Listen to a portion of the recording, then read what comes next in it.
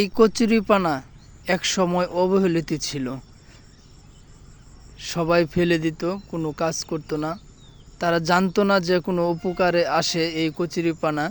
আসলে কৃষকের অনেক উপকারে আসে এই কচুরিপানা। এই দেখেন কচুরিপানাগুলা পুকুরের সাইড দিয়ে হয়েছে এখান দিয়ে যে অনেক কচুরিপানা দিয়ে কিন্তু আমরা সার উৎপাদন করতে পারি, বৈদেশিক মুদ্রা অর্জন করতে পারি।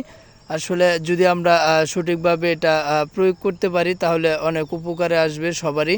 আসলে এটাতে সার বানানো যায়, সেই সার খেতে প্রয়োগ করা যায়। এটা অনেক প্রক্রিয়া দিন শেষে এই সার উৎপাদন করা হয়।